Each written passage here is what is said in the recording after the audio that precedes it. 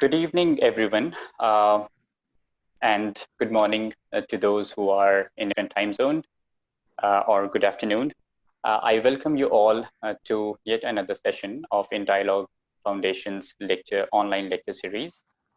Today, we have the honor and privilege of having Ambassador Ashok Sajjanhar as our guest speaker. He will be speaking on multilateralism and peace building, best practices from Central Asia and Sweden. Ambassador Ashok Sajjanhar has worked for the Indian Foreign Service for over 3 decades. He was the ambassador of India to Kazakhstan, Sweden, and Latvia, and has worked in diplomatic positions in Washington, D.C., Brussels, Moscow, Geneva, Tehran, Dhaka, and Bangkok.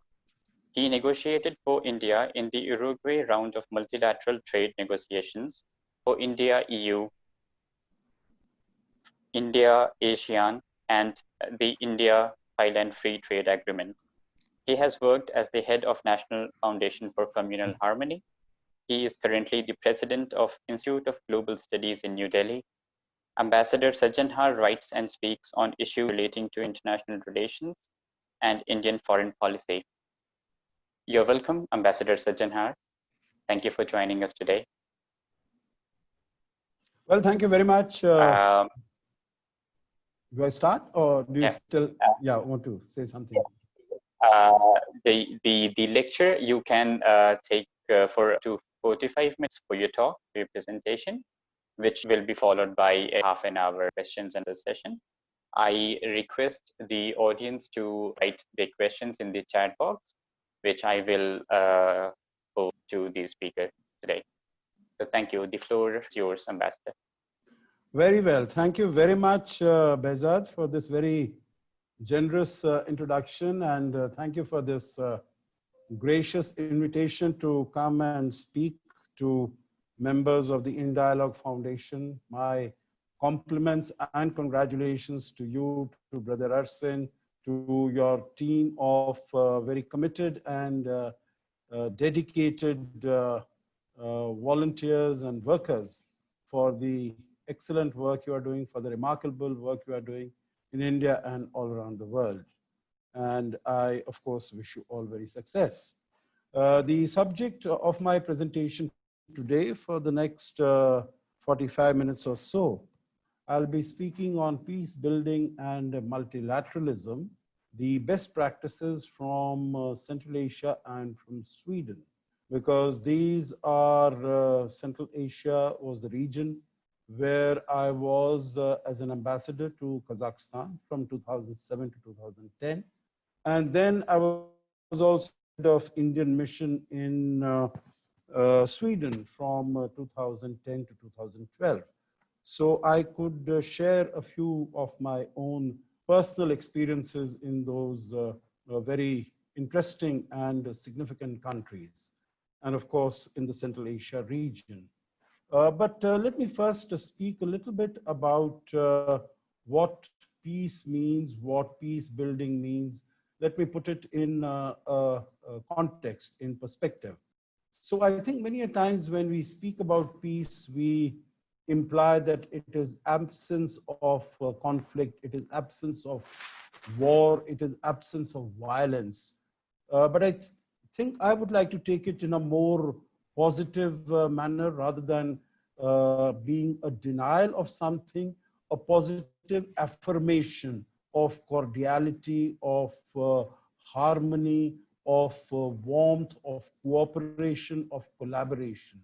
So this is what I would say is, I would understand as peace, when there is not only a lack of conflict, but a positive sense of cooperation, of coming together to do something which is, let's say, a win-win proposition.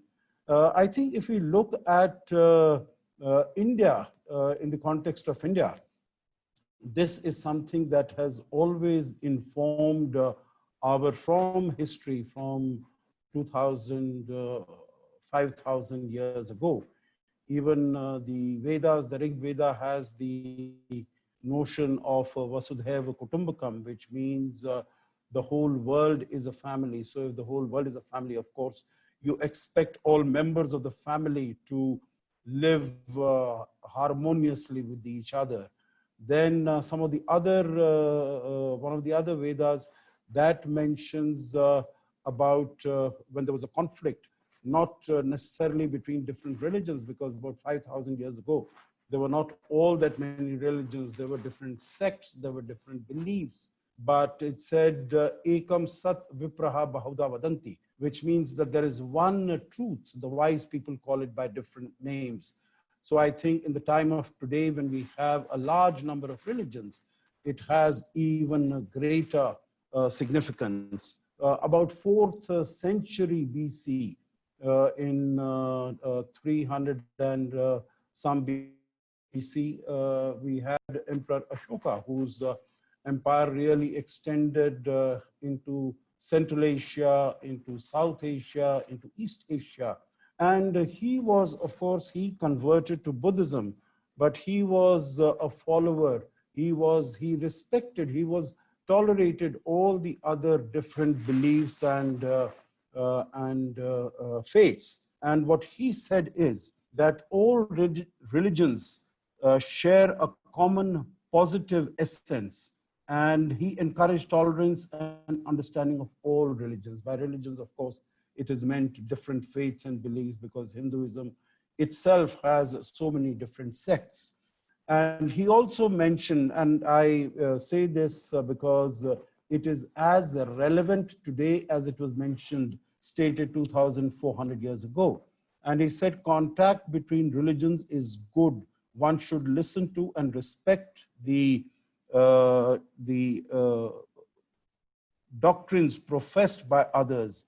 The king, that is Emperor Ashoka, desires that all should be well learned in the good doctrines of other religions. Now, one of the surprises that I encountered when I was heading the National Foundation for Communal Harmony was that very well-informed and learned people, they knew so little about the religions of, knew the basic, the fundamental, the principles of other religions. And I think that is something that we really need to do. Meaning, we know what our own religion professes, but I think we also need to spend significant time in understanding and learning what the other religions say, not only in terms of rituals, but in terms of the basic fundamental values. And I think if that were to be done, then we would understand that all religions profess love, they profess compassion, they profess peace, they profess cooperation. And I think that is the way to go forward. I think coming beyond that, we have also in the Middle Ages, when we had Akbar ruling in Delhi, and he also initiated a new religion called the Din-e-Ilahi, which is the religion of God, in which he tried to get the teachings of all the religions, whether it was Islam, Hinduism, Christianity, and Sikhism was coming up at that time, and Buddhism and Zoroastrianism. He tried to get the good aspects of all these religions, and he constructed the Din-e-Ilahi. Unfortunately, meaning it was popular during his own time, but unfortunately, it did not survive Akbar himself, and it went into the annals of history, so to say. And I think if we were to look today, well, at least we have the government professing the principles of Sabka Saath, Sabka Vikas, and Sabka Vishwas. That means we have to work together, we have to have confidence in each other, and we have to collaborate. But what do we see if we look around? Is there peace? No, there is war, there is violence, whether it is in Syria, whether it is in Lebanon. And that brings me to the point of multilateralism. Because when we are talking about peace building, then multilateralism and cooperation is a very significant element. And what represents the heart and soul of multilateralism today? and that is the United Nations. Today we are celebrating, we are marking the 75th anniversary of the establishment of the United Nations. Today we see that it is an interdependent world because people are traveling. There is globalization over the last 30 years. Since the disintegration of the Soviet Union, of course, globalization has become a buzzword. The barriers around countries, they have been coming down.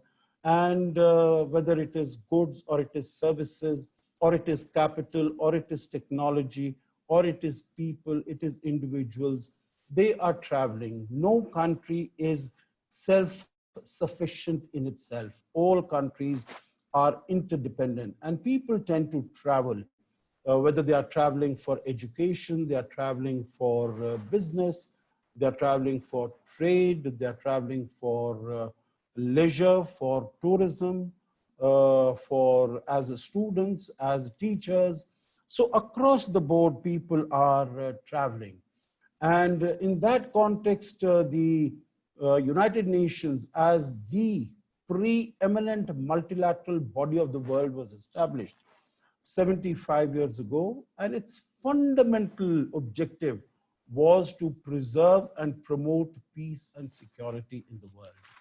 And what do we see? Has it been able to fulfill its objectives with the credit? Has it been successful in doing what it was required to do? Meaning, look at what is happening today. When the UN Security Council met on the 9th of April, very recently, actually, that was the first discussion that the Security Council was having on COVID-19. And at that time, the Secretary General Antonio Guterres, he said that this is the biggest challenge, referring to COVID-19, that the global community has confronted since the establishment of the United Nations 75 years ago. One could, of course, go back further in time to say that mankind has not witnessed such a crisis, such a catastrophe, I would say, for more than a century. We could look at the Spanish flu, we could look at in terms of economic downturn, we could look at the huge depression, the Great Depression of the 1920s. But of course, over the last 75 years, the United Nations has registered a number of successes also.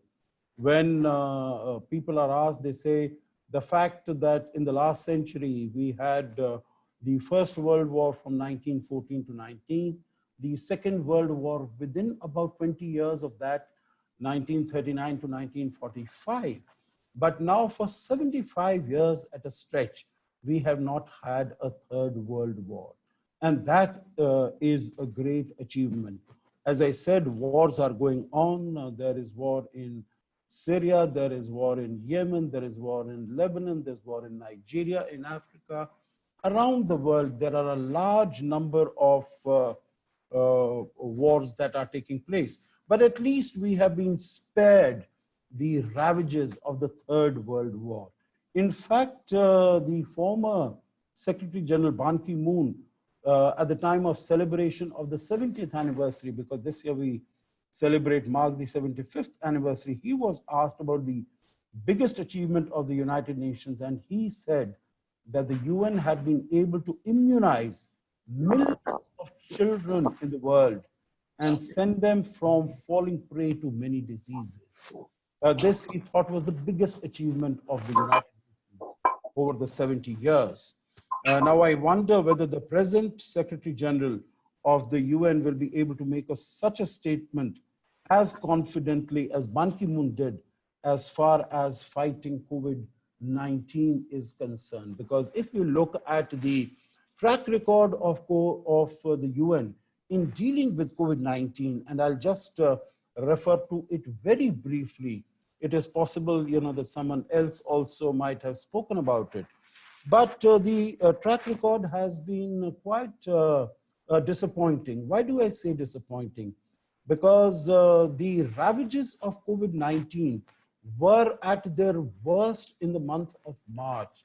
But when this request was made that the UN Security Council, which is supposed to be a 15-member body, 5 permanent, 10 non-permanent, a 15-member body to be able to should discuss this, then that the chair of that session, which was China, it said that it did not have the mandate to discuss this issue because it was a health-related issue, and the UN Security Council should be discussing only peace and security issues.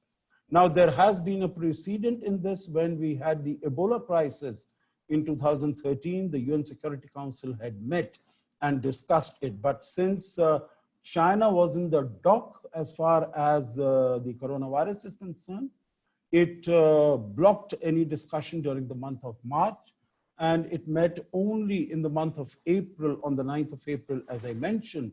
But there also nothing much could be done because there was a conflict of interest, conflict between the different countries, and so no real decisions could be taken as far as the COVID-19 issue is concerned. But coming back to what the United Nations has been doing, as I said, one of the achievements has been that there's been no third world war, which is extremely good. In addition to that, the nuclear non-proliferation, at least horizontally, the United Nations has been able to control. It started in 1968 when the Nuclear Non-Proliferation Treaty was signed, that there were 5 members who possessed nuclear weapons, and all the others were required not to possess nuclear weapons. I don't want to go into the rights and the wrongs. India has always maintained that it is a discriminatory global treaty and divides the world into haves and have-nots. But still, at least in terms of horizontal expansion, it has been controlled. Today, we have a number of nuclear weapon states which have maybe are not formally recognized, but it is known that they possess nuclear weapons. India, Pakistan, North Korea, Israel, Japan is on the threshold of nuclear weapons. So there are a few have been added, but not all that many. But I think the challenge as we go forward is that a large number of these arms control treaties, like the INF Treaty, the International Nuclear Forces Treaty, and the Open Skies Agreement. So both of them have been dumped by the United States, the INF Treaty last year and the Open Skies Agreement earlier this year, which means that there is no arms control agreement between these countries. The second aspect is that China has suddenly emerged as a very significant nuclear weapon state. And there is no way to bring China on board as far as this is concerned. So I think there are challenges. We have been discussing the Comprehensive Test Ban Treaty that has not come into force. We have been discussing the Fissile Material Cutoff Treaty. That negotiations are still going on. So there are a number of challenges which the world community confronts here.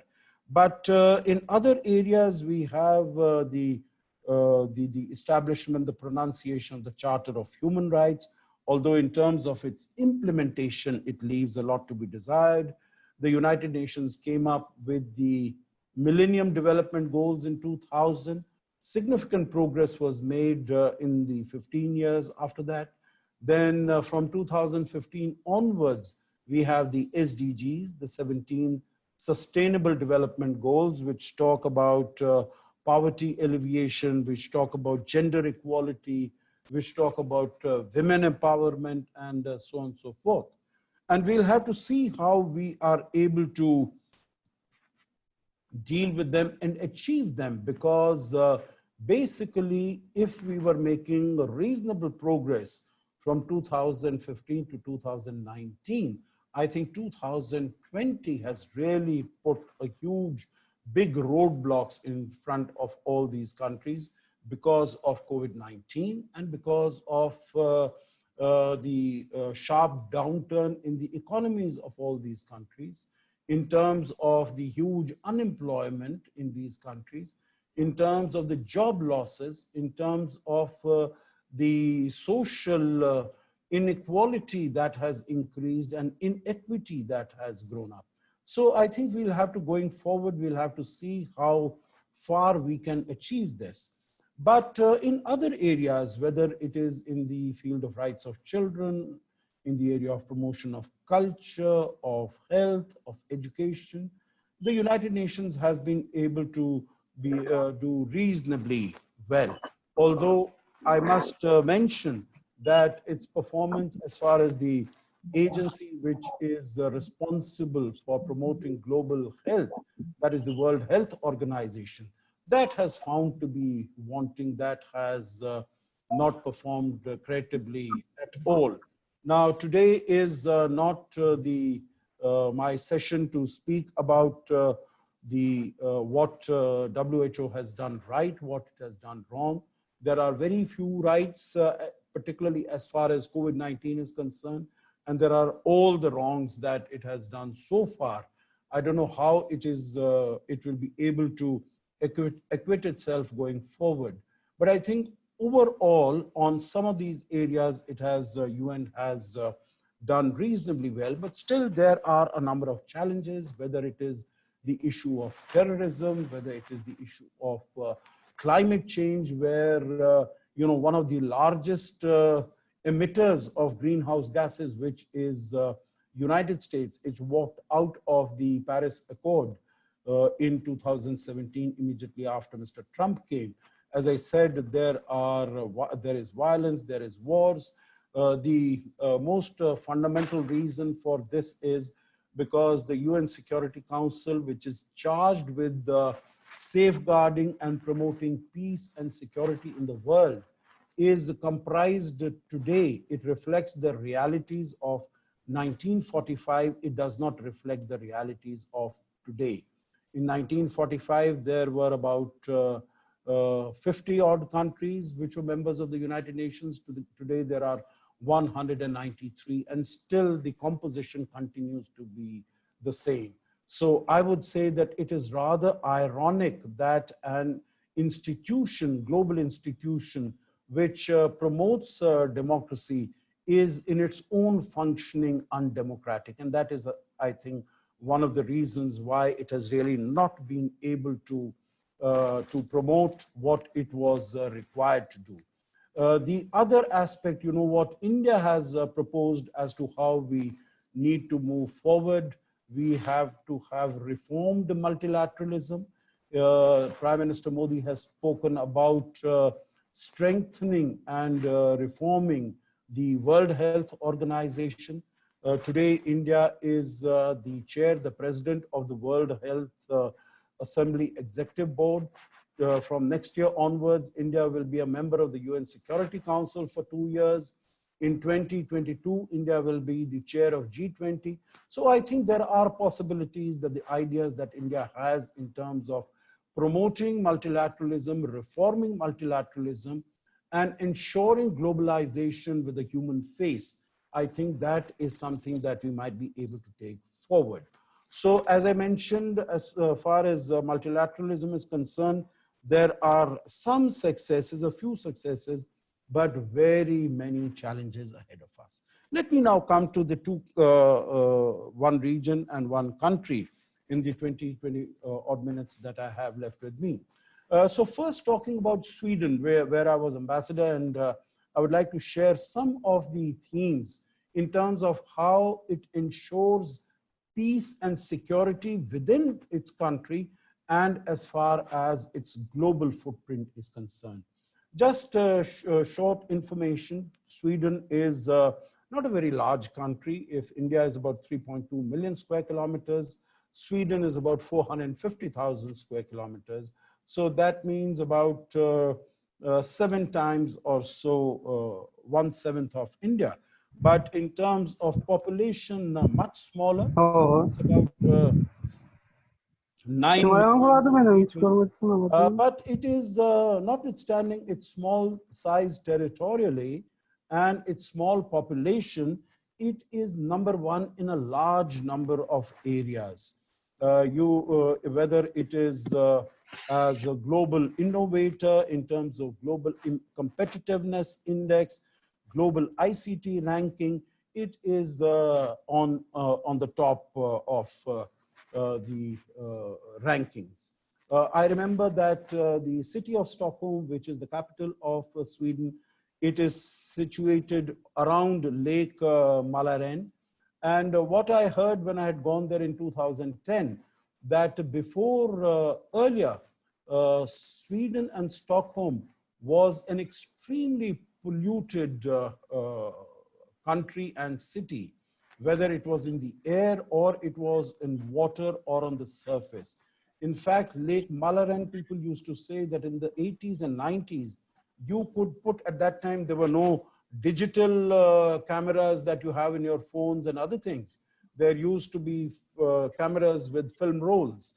So they used to say that it was so full of chemicals, harmful chemicals, that if you were to dip your film roll in the lake water, it would come out developed because it was so polluted.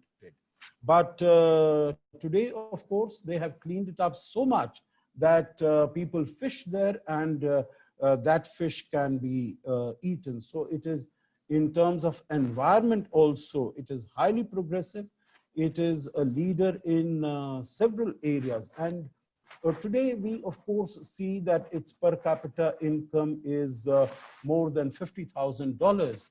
But people might get the impression that it was always a prosperous country.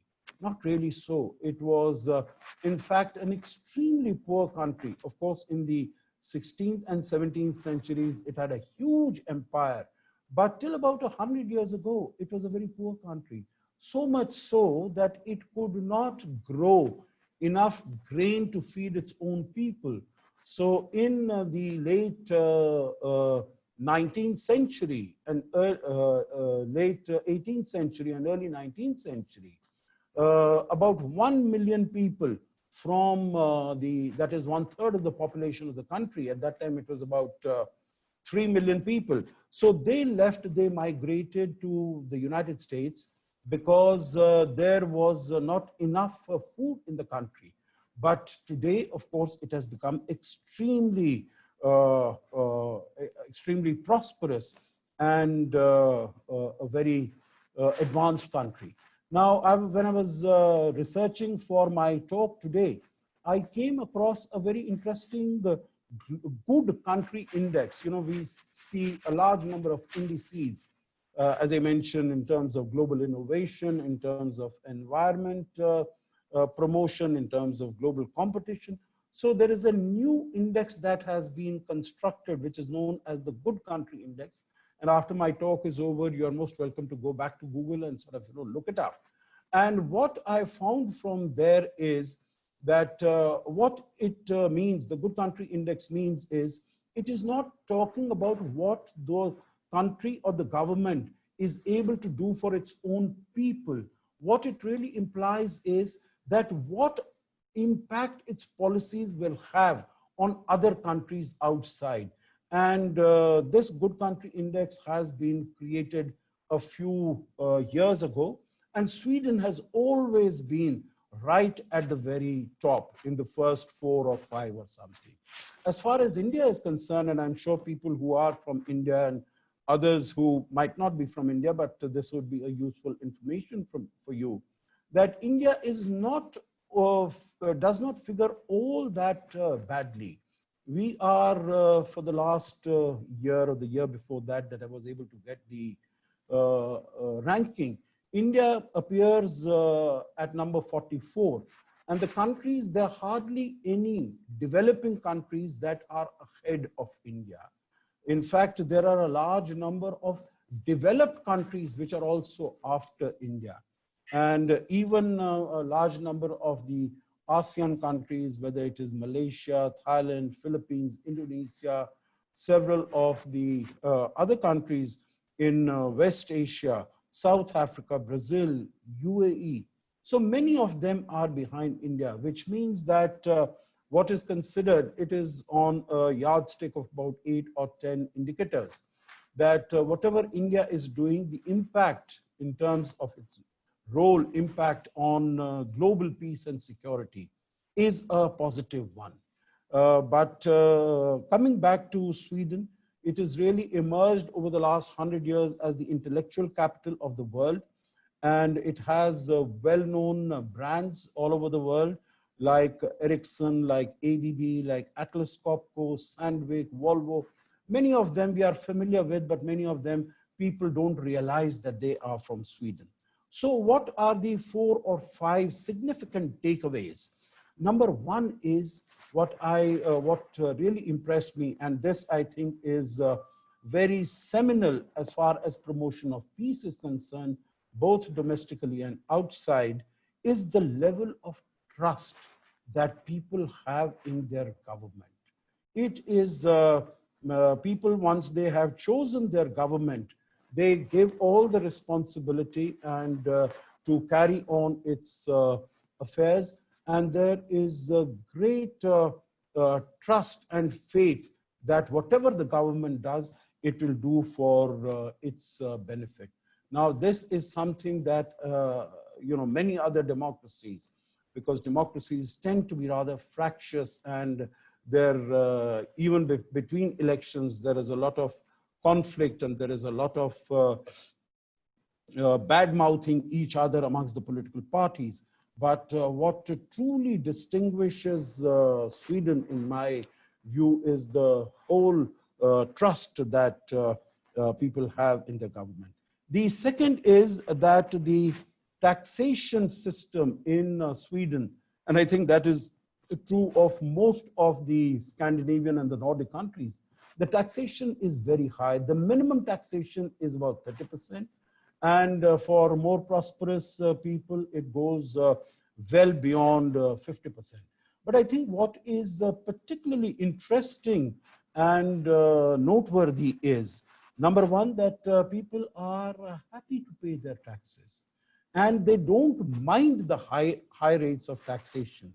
I think as far as we in India are concerned, we are always looking at the budget as to whether the threshold limit for taxation that will go up and whether the rate of taxation will come down. But there people don't mind paying high taxes, and they are very particular about paying the taxes. What is the reason? Because they find that their taxes will be used to good effect, and for their benefit, the government is going to use them with the prudence, wisely, for their benefits, whether it is development of infrastructure, of healthcare facilities, of education, and providing support to the people. The third aspect that I would like to underline is in terms of gender equality. There I found that amongst the members of parliament, about 47 to 48%, I speak of my own time, which was about 8 odd years ago, that about 47 to 48% of the parliamentarians were women. In terms of ministerial positions, about 50%. In terms of governors of the different states in Sweden, again, 50% of them are women. In terms of women who are working, there are 80% of the women who work, as against about 60%, that is the average in Europe. So as far as gender equality, and I think in terms of the position of women in society, that is extremely high. Of course, higher education is for women, that is an important element for this, but also the government takes a very good care of the children. The state provides allowance right from the time that a child is born, right up to the time that she or he is about 18 years of age. Also in terms of providing funds to the families so that children are taken good care of.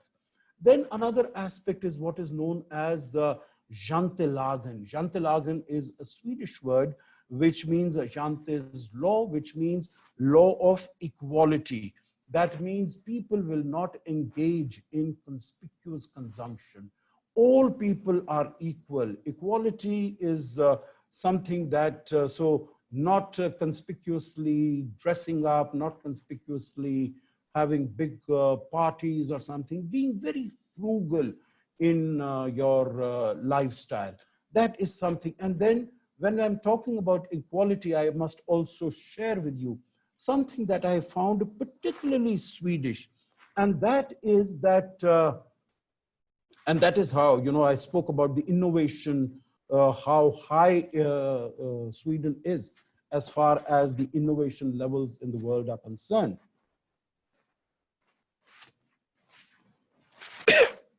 There is a concept in Sweden which is known as fika, which means that in any institutions, you are in a hospital, you are in a school, you are in a college, you are in a university, you are in a factory, wherever you might be.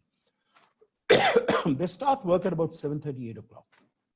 11 o'clock, all of them, whoever are there in the office or in that establishment, from CEO down to the lowest person, they will get together in a hall and they will have coffee and cake. So that is called fika, and normal fika is slightly more elaborate, but this is on a daily basis. And then they are able to talk freely at every level.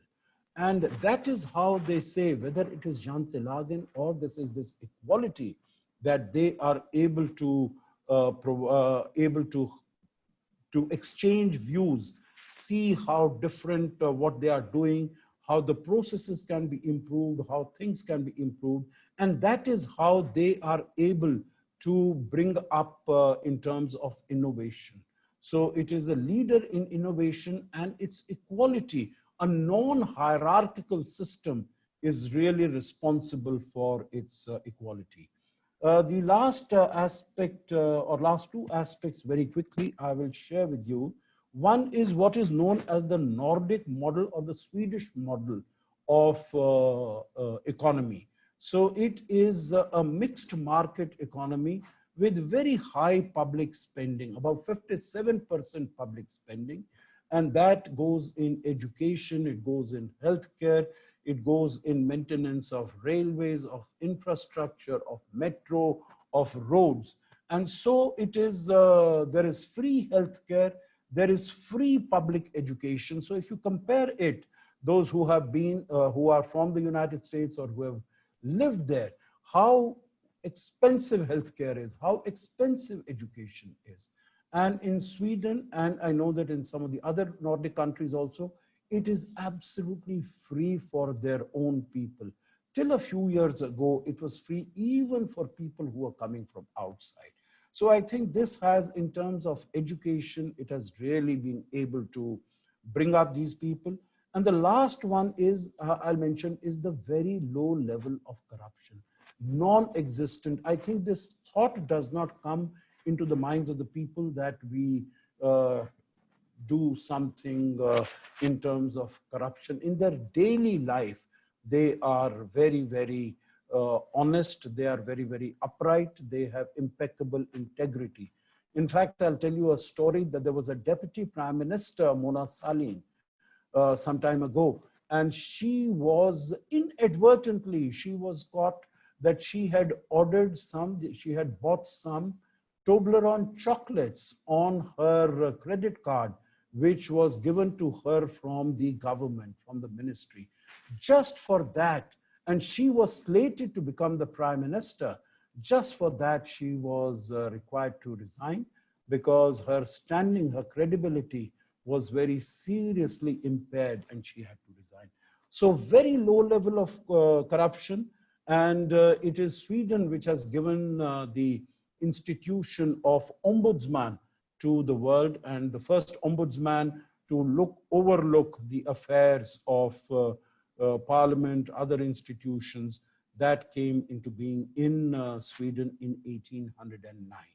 Now let me quickly come to, in the 7-8 minutes that I have, come to Kazakhstan and to Central Asia. Again, Kazakhstan, in terms of its size, it's a huge country. It's about 2.9 million square kilometers. That means it's about 90% or so of the size of India. India is 3.2 million square kilometers. But in terms of population, it is just about 18 million. So it's a very scattered population. And when it became independent in 1991 from the Soviet Union, after Soviet Union disintegrated, it was in fact the last country out of the 15 independent countries that emerged from the Soviet Union. It was the last country to declare independence because it did not want to become independent. It thought that since it's a landlocked country, its economic survival would be a nightmare, would be at stake. But then it had no other. It had no other options. So it declared its independence on December 16, 1991. Now, some of the very remarkable aspects which again have promoted peace and security is that Kazakhstan, when it became independent, it had the fourth largest arsenal of nuclear weapons in the world. And it decided to give up these nuclear weapons, notwithstanding against the fact that it had the Russian Federation on its north and it had China on its east. But it decided and it emerged as a world leader. In fact, even before that, when Mr. Nazarbayev, he had become the president of the Kazakh Soviet Socialist Republic, he had spoken against the Soviet practice of holding nuclear tests in Kazakhstan and made sure that no further nuclear tests were carried out after 1989. So he became a world leader as far as giving up nuclear weapons are concerned. The second aspect was that although when it became independent, it was an extremely impoverished country, rather poor country, with its $20 billion as its total GDP. But the first president, Nursultan Nazarbayev, he started a project known as Bolashak. Bolashak in Turkish, I'm sure, I think it comes from Turkish, which means the future. And what he did was that he invested greatly in the young men and women of his time. And those who were meritorious students, they would be sent to the best universities in the world, whether it was Cambridge, Oxford, Stanford, MIT, Cornell. The only condition was the government will pay everything. Once you've studied, you just have to come back and work in Kazakhstan for 3 years. Now, it is those students who left in the early 1990s that they are coming back and they are taking forward the development and growth of Kazakhstan.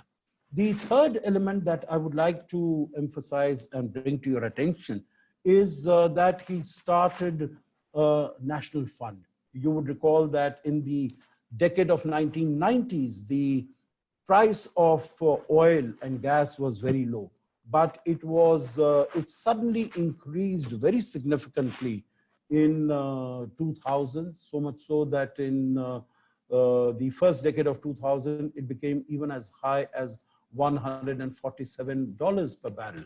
So there were a lot of calls on the first president Nazarbayev that the benefits, the facilities, the privileges to the people should increase. Salaries should go up, working hours should come down. He said nothing doing. He put all the money that came into what he called the National Fund. So when there was the problem in 2007 of the economic crisis, he had a fund of about $30 billion that he could take out from there and put it into the economy. When we have this COVID problem and there is difficulty in balancing the budget in Kazakhstan, again, they are able to dip into the national fund. So this is something very important. The last aspect that I want to mention about Kazakhstan is that it is, we call India a multi-ethnic, multi-racial country. Kazakhstan also, it might not appear that the population is small, 16 million, but it has more than 130 different ethnic communities, races, ethnicities, and so on and so forth. And what Kazakhstan has been able to do is, has been able to keep them together and keep them peaceful. And one of the instruments that President Nazarbayev used, the first president of Kazakhstan, he launched what is known as the Congress of Leaders of World Major and Traditional Religions. So across the world, he started this in 2003. He would call leaders. I remember when I was there in 2009, when such a Congress was held, he had the president of Israel on one side and he had president of Iran on his other side. So both politically as well as socially, it was an extremely far-sighted and visionary move. And he was able to get, even within his own country, earlier there used to be, everyone is aware that during Soviet times, 1st of May used to be celebrated as International Labor Day. Now 1st of May in Kazakhstan is celebrated as the day of ethnic peace and solidarity. And in this, on this instance, I remember in the capital city, President Nazarbayev, there would be a big festival, there would be a big fair. The weather would also be very nice. And President Nazarbayev would go around, meet all the people. So I think it gave a lot of confidence to the people. The last 1 minute that I have, because I think I started at 6:03, so now it is 18:46. So I have 1 or 2 minutes. I would like to say about Central Asia as such. There are 5 countries in Central Asia, but all of them really have been at loggerheads with each other. They have literally not been on talking terms with each other. And the reason of that was because the former president of Uzbekistan, Islam Karimov, he had problems with Kazakhstan, with the Kazakh leader. He had problems with Kyrgyzstan on water, on border management. He had problems with Tajikistan also. But since the new leader, Shaukat Mirzayev, has come in 2016, he has tried to bring all the countries together. So as for the first time, the presidents of all the 5 countries came together for a meeting in 2018 in Kazakhstan at the initiative, at the instance of the Uzbek president. And last year, this meeting was held in Uzbekistan. And this year, it is hoped and expected to be held in Kyrgyzstan. So this is a new initiative to bring peace and cooperation amongst the 5 countries of Central Asia. This is a new beginning. This is a new step.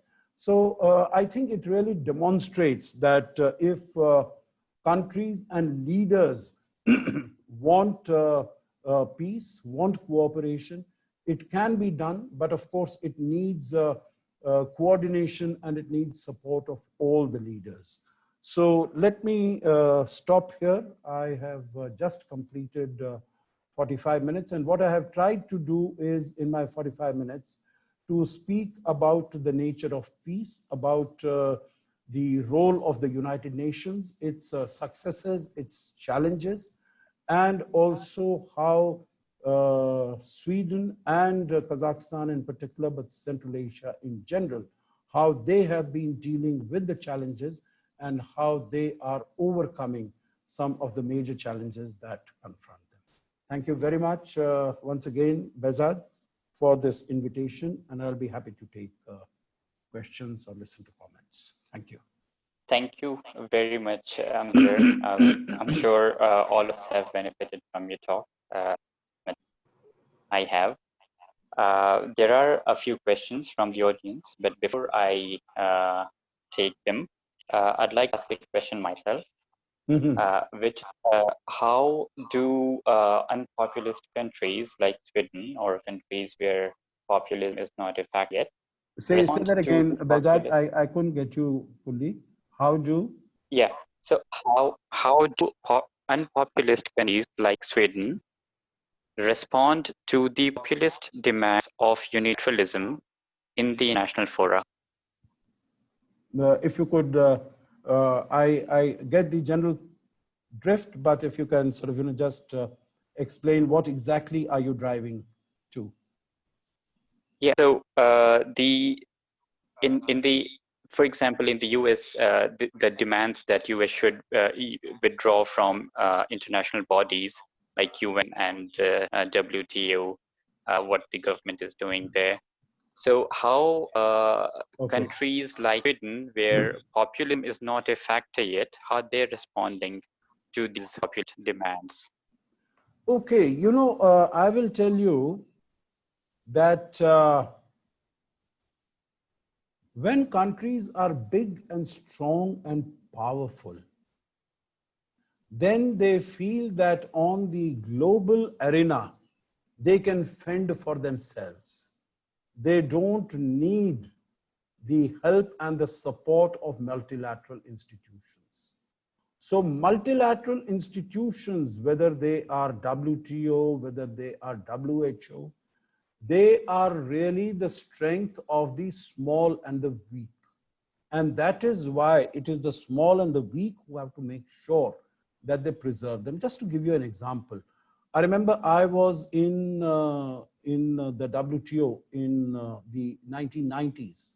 And at that time, there used to be one, what is known as US Trade Representative, USTR, Carla Hills. When she was having her confirmation meetings and discussions at the US Senate Foreign Relations Committee, she said, I am going to pry open with a crowbar the closed economies of the world. And she meant India and Brazil and South Korea and so on and so forth.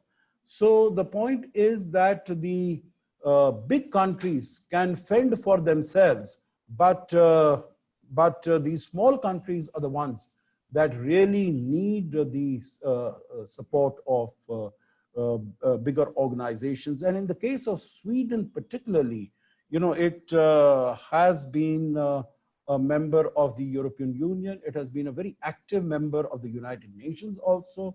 As you know, Dag Hammarskjöld from Sweden was the Secretary General in the 1960s. It is a very active member and a very supportive member of the European Union. It became a member in 1995.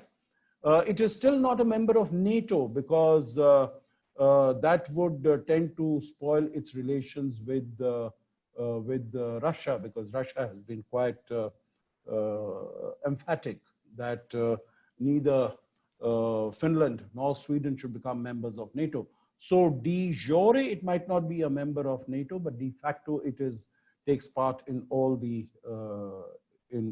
activities as far as NATO is concerned. So I don't know whether I have answered your question, but it is basically the big countries. It is the United States which has become unilateralist in terms of imposing tariffs, not only on China, not only on the European Union, even a small player like India. It imposed tariffs of 25% on our steel exports, 10% on our aluminum exports in 2018. So it is countries like India and China can fend for itself, and that is why it entered into a first phase trade deal. But it is smaller partners which need the help and support of multilateral institutions. Right. Thank you very much for this. Now, the first question from the audience is from Shuja. He asks, what is India's role in the current trade war between USA and China, if any, and how India can benefit from it? Okay, that's a very interesting question, Behjad, and Shuja, thank you very much for asking that question. Now, as far as the US-China trade war is concerned, as you know, it started in 2018, and it culminated, so to say, with the signature of the first phase of the agreement of which was signed on 15th of January of this year. And what that meant was that that China would import about $200 billion. This is against the fact that in 2017, which was taken as the bottom line for, in terms of the starting point for the trade negotiations between the two countries. In that year, China had imported $117 billion from the United States. And it agreed that in 2020 and 2021, it would import $200 billion more than what it, in addition to what it had done earlier.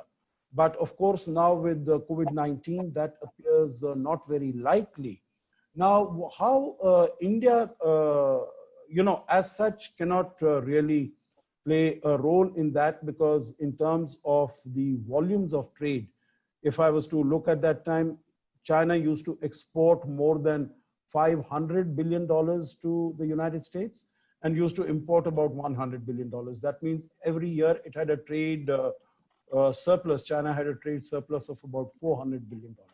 In addition to that, there were a number of other issues that United States wanted to discuss. One of them is forced technology transfer. The other is operation of the state-owned enterprises. The other is providing subsidies and so on and so forth. So I'll not go into the technical details. Now, what is it that India can get from it?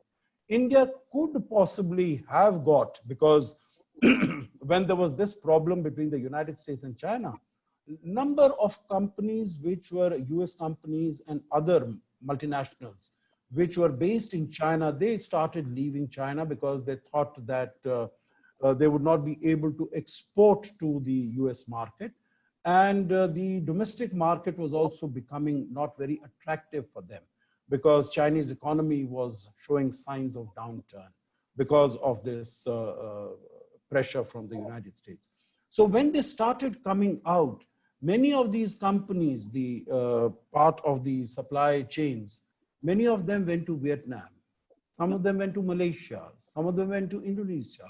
Some even went to Bangladesh and Mexico, but very few came to India. Because I think India needs to put its house in order.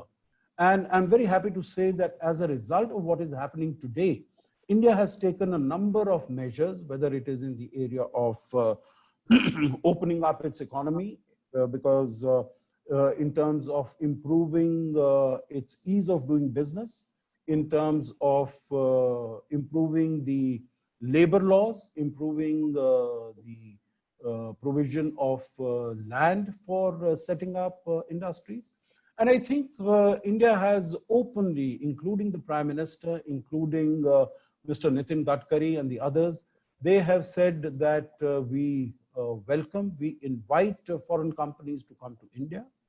And I think there is a certain purposefulness in India that they want to take this forward.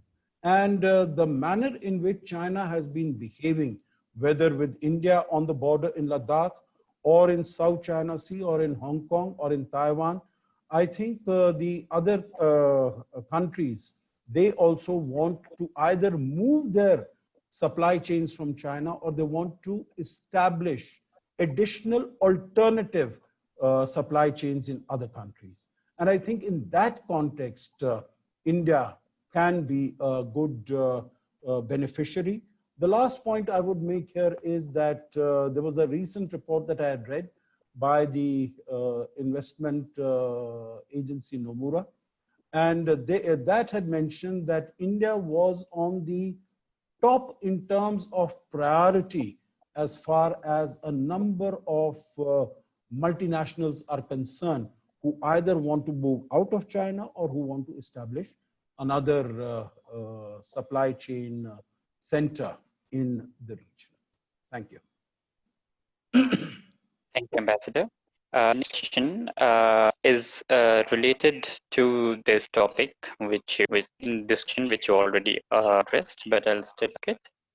It is what kind of strategy we should follow as a businessman in India in this situation while there is an economic war between US and China? Once again, please, sorry. What strategy we should follow as a businessman in India in this situation while there is an economic war going on between US, China? What strategy should India follow? I think by and large, Businessmen in India should follow. Yeah. yeah.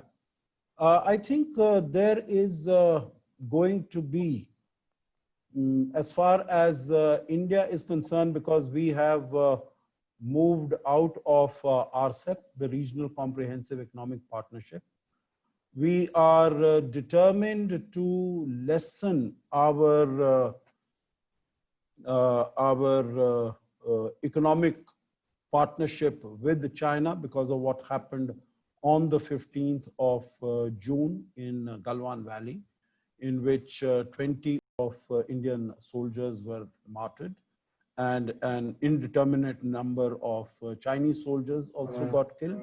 So as a result of that, there is a huge sentiment, and not only sentiment in India, but I think a determination also on the part of the government, because the government, as we all know, it has banned the 59 apps and many other apps, the mobile apps of China. It has also decided that there will be no government procurement contracts that will be given to China. There are restrictions on the investments of China in India. So I think there is that determination to lessen our reliance on our economic cooperation, because or economic partnership with China, because I'm sure everyone in this group would be aware that there is a very imbalanced and unviable, unsustainable trade relationship between India and China. If the total two-way trade turnover is about $90 billion, then India exports only $15 billion to China and imports about $75 billion. And so that there is a trade deficit of about $60 billion as far as India is concerned with China. And that accounts for more than 33 to 35% of India's total global trade deficit with all the countries. So it has to take action so that this trade deficit is brought down very significantly. India has been negotiating with China earlier, but the deficit has continued to increase. So there are a number of items that India can start producing in the country itself. I'll just give you one or two examples. One is of pharmaceuticals, what are known as the APIs, the active pharmaceutical ingredients, which is the base material for manufacturing of pharmaceuticals. Now, earlier, India used to be a very significant producer. It used to be self-sufficient in APIs. But over the last decade, 15 years, China has been supplying these APIs to India at cheaper cost. And that is why all the factories in India that were manufacturing APIs, they were closed down, they were locked down. So now we can start that all over again, both in the public sector as well as in the private sector. So there is this huge over-dependence on China for many of these items. For instance, as far as APIs are concerned, we import about more than 70 to 75% of APIs for our pharmaceuticals from China. So that dependence can be done away with. There are many other items that can be done. For instance, till very recently, we were hardly producing any masks. We were hardly producing any PPEs, the personal protective equipment. Today, we are manufacturing more than 200,000 per day. And we are now in the export market. We are also in the export market for ventilators. So I think there are a number of areas where Indian business can look at focusing, working in India.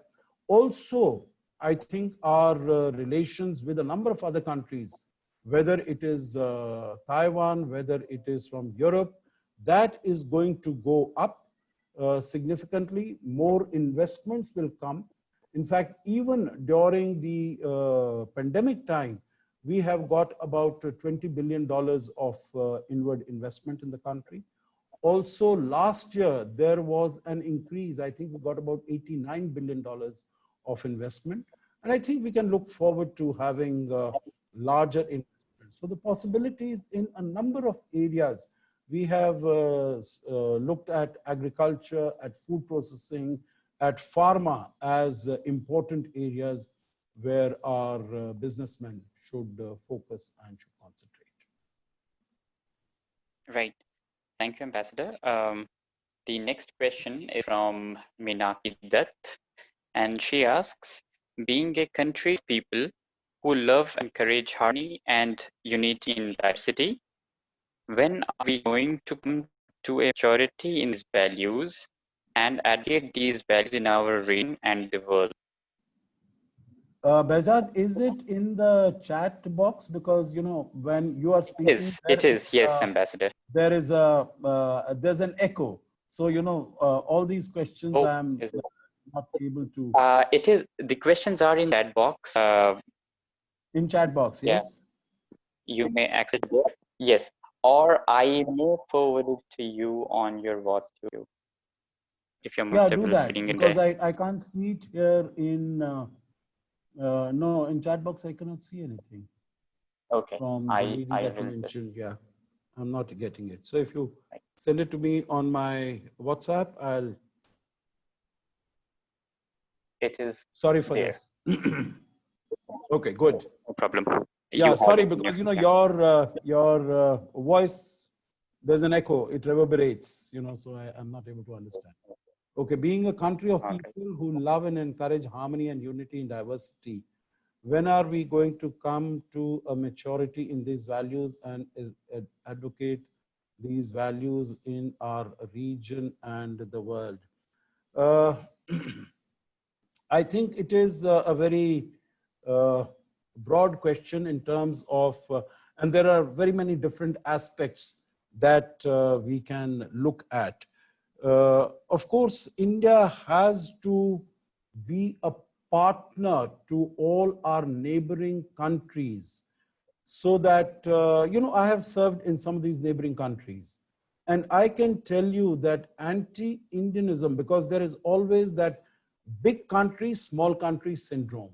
It is always in some of these countries, it is felt that India is too large a country. Either it is trying to take advantage of us, or it is not really sensitive as far as our concerns are concerned. So our sensitivities are concerned.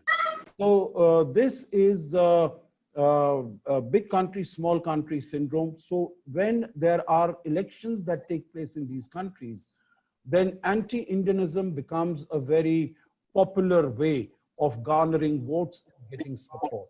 But I think India has to do something. We have to establish such structural linkages with these countries, with the people of these countries, in terms of having bonds of cooperation, partnership, and friendship, so that these changes as far as elections are concerned is, you know, do not really impact upon our bilateral relations, and we are able to live in amity and harmony and cordiality with all our countries. Now, just to very quickly go as far as the recent years are concerned, you know, when the current government had come, Prime Minister Modi, and his first step that he took was in terms of neighborhood first policy.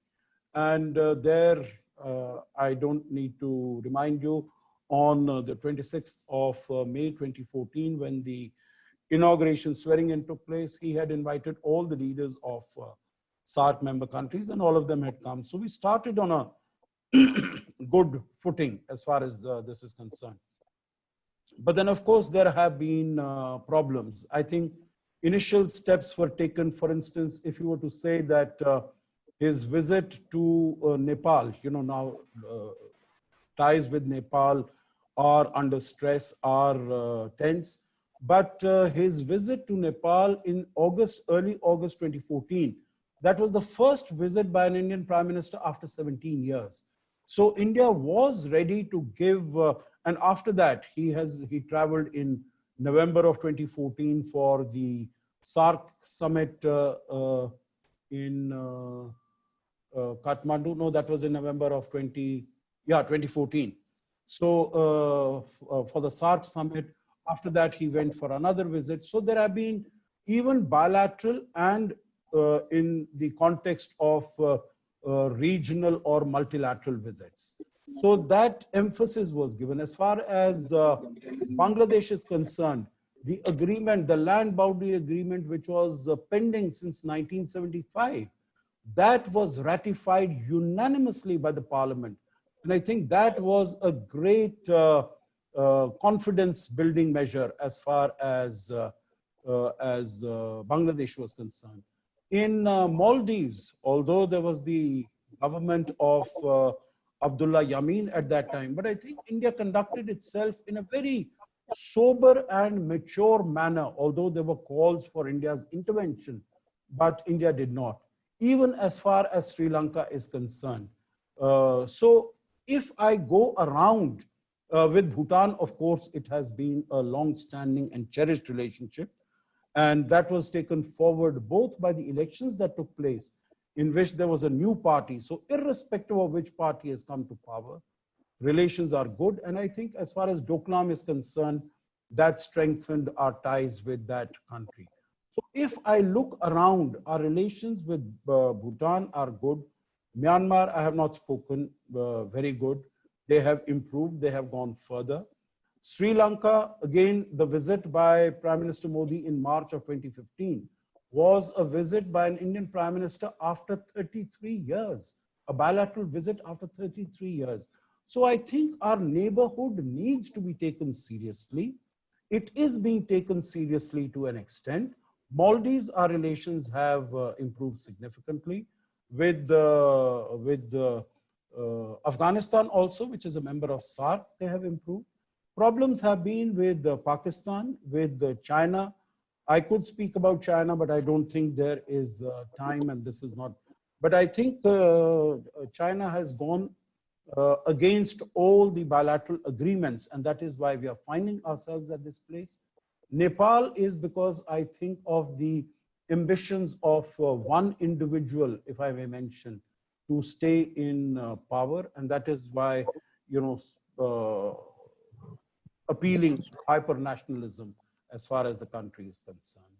But I think by and large, the focus is there. Maybe we need to pay even more attention to our neighborhood, because neighborhood is very important.